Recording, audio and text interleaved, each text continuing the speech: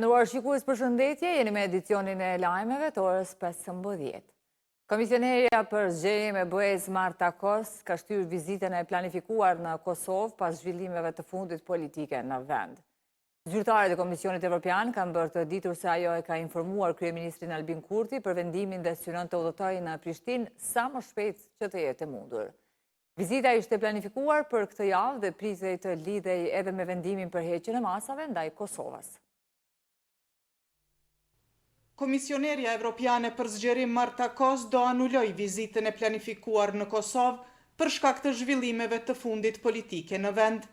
Këtë kanë konfirmuar zyrtarët e Komisionit Evropian, duke precizuar se komisionerja Kos tashmë e ka informuar kryeministrin Kurti për vendimin e saj. Komisionerja Marta Kos synon të udhtoj për në Prishtinë sa më shpejt të jetë e mundur, u tha nga zyra e shtypit të Komisionit Evropian. Ndryshe, vizita Kos ishte parapar për mesin e kësaj jave. Kosova është i vetmi vend që bën pjesë në portofolin e saj, të cilin Marta Kos ende nuk e ka vizituar, ndonë se mban postin evropian që nga dhjetori i vitit 2024. Gjatë vitit të kaluar, arsyeja mos vizitës ishte kriza institucionale në vend. Me njëherë pas zgjedhjeve të 28 dhjetorit, ajo paralajmëroi një vizitë në Kosovë, sapo të formoheshin institucionet në vend. Ishte menduar gjithashtu që kjo vizitë të përkonte me lajmin për heqjen e masave ndaj Kosovës. Zyrtarët evropian ndërkohë kanë shprehur keqardhje për zhvillimet e fundit politike në Kosovë. Ata nuk dëshirojnë të prononcohen më tej, pasi janë në pritje të vendimit përfundimtar të gjykatës kushtetuese.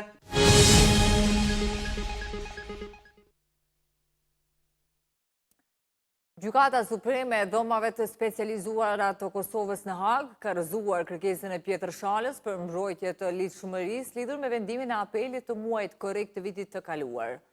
Paneli i gjykatësve konstatoi se në rastin Shala nuk kishte shkelje të së drejtës për gjykim të drejtë, ligjit penal apo procedurave dhe shpallje të papranueshme disa prej pikave të ngritura nga mbrojtja, duke lënë në fuqi dënimin e tij me 13 vite burgim për krime lufte.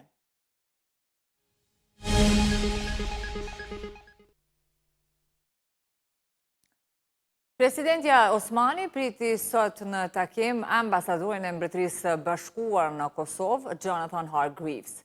Në fokus të bisedës ishin zhvillimet e fundit politike dhe rëndësia e ruajtjes së një mjedisi demokratik ku debati publik zhvillohet në mënyrë të përgjithshme.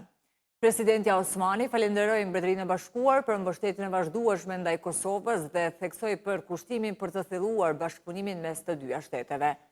Ajo gjithashtu nënvizoi se gjua kërcënuese dhe bullizuese është e papranueshme në diskursin publik. Ministri i Mbrojtjes Eup Maqedonsi priti në takim përfaqësuesen e shtabit të përgjithshëm të NATO-s, Blanka Hereza. Ai e njoftoi për zhvillimet në Ministrinë e Mbrojtjes dhe Forcën e Sigurisë së Kosovës, si dhe për planet e ardhshme. Maqedonsi theksoi vazhdimin e bashkëpunimit me KFOR-in dhe ekipin këshillues të NATO-s, duke ritheksuar se anëtarësimi i Kosovës në NATO mbetet objektiv strategjik.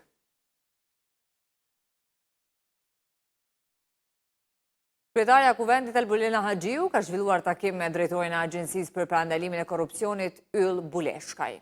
Në takim u diskutua për raportin që agjencia përgatit për Kuvendin dhe për çështjet buxhetore që pritet të ndikojnë në zhvillimin dhe forcimin e kapaciteteve të institucionit. Haxhiu në fakt theksoi rëndësinë e bashkëpunimit për projekte që rrisin efikasitetin në luftën kundër korrupsionit.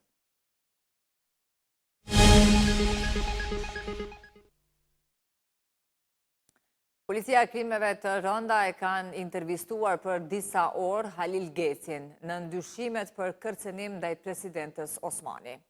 Avokati i tij, Gazmend Halilaj, ka thënë se në asnjë vend demokratik nuk ndodh që presidenti i shtetit të merret me statuse të qytetarit të cilëve u garantohet e drejta shprehjes së mendimit të lirë me Konventën Evropiane dhe Kushtetutën e Republikës. Batilil njihet botërisht si njëri që përtej dekadash promovon paqe dhe tolerancë kudo, ka shkruar Halilaj. Në Rahovec janë gjetur mbetje morthore që dyshohet se mund të përkasin personave të zhdukur gjatë luftës në Kosovë. Njësitë policore në koordinim me IML-n dhe me urdhër gjykate i kanë tërhequr mbetje dhe i kanë dërguar për autopsi dhe analiza DNA-je për identifikim. Mosnënshkrimi i kontratës për shërbime mund të çojë në shkyqje nga rjeti ujësjellësit. Kështu ka njoftuar zëdhënësja e KRU Prishtina Arjeta Mjeku në emisionin e mëngjesit në RTK. Sipas saj, konsumatorët me borxhe do të marrin disa vërejtje dhe mund të paguajnë me këste pa kost të shtesë. Tashmë është bërë obligim ligjor që konsumatori ta nënshkruaj. Ne furnizojmë me ujë të pishëm diku mbi 180.000 konsumator, 70.000 kontrata janë nënshkruar, kanë mbetur edhe një pjesë tjetër.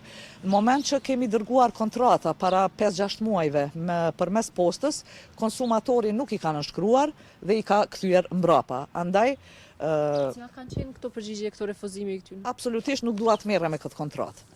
Më thonë, nuk ka qenë një qasje e mirë e konsumatorëve, qoftë ndaj inkasantëve, andaj tash është obligim ligjor. Ai që nuk e nënshkruan, shkyqet nga shërbimet e furnizimit me ujë. Po, është si shaj sepse kemi edhe shumë konsumatorë cilëve do t'ua dërgojmë këtë kontratë, apo edhe mund të vinë në zyrën për konsumator ta nënshkruaj, po ashtu pikat e arkëtimit, kudo që i kemi, kudo që konsumatori i ka më afër, mund të shkoj të nënshkruaj, ta lexoj aty për aty, ose ta merr me vete, ta lexoj dhe pastaj ta kthej të nënshkruar, kjo është. Ministria për Punë, Familje dhe Vlerat e Luftës Çlirimtare ka themeluar komisionin e ankesave për shqyrtimin e ankesave ndaj vendimeve të Inspektoratit Qendror të Punës. Ministria fton qytetarët që brenda fatëve ligjore ta përdorin të drejtën për të adresuar çdo paqartësi ose ankesë ndaj vendimeve të inspektimeve. Çmimet e derivateve në Kosovë kanë shënuar rritje ditëve të fundit. Sipas kryetarit të shoqatës së naftatarëve Fadil Beliani, nafta po shitet nga 1.40 deri në 1.60 euro për litër, ndërsa benzina nga 1.27 deri në 1.39 euro. Inspektorati Qendror i Mbikëqyrjes së Tregut, së bashku me administratën tatimore dhe autoritetin e konkurrencës, po monitoron tregun e derivateve të naftës në Kosovë. Sipas inspektoratit, çdo shkelje e këtyre rregullave do të ndëshkohet sipas ligjit.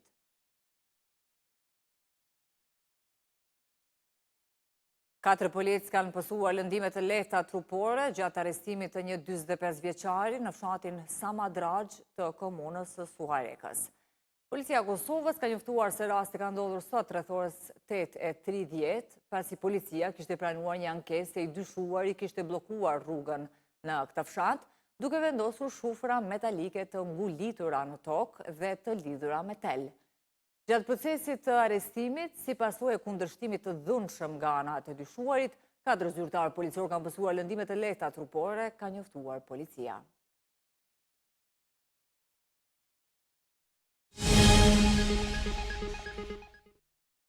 Të nderuar shikues, ishte kjo tëra që kishim përgatitur për këtë edicion të lajmeve. Ne ju falenderojmë për vëmendje. Mirupafshim.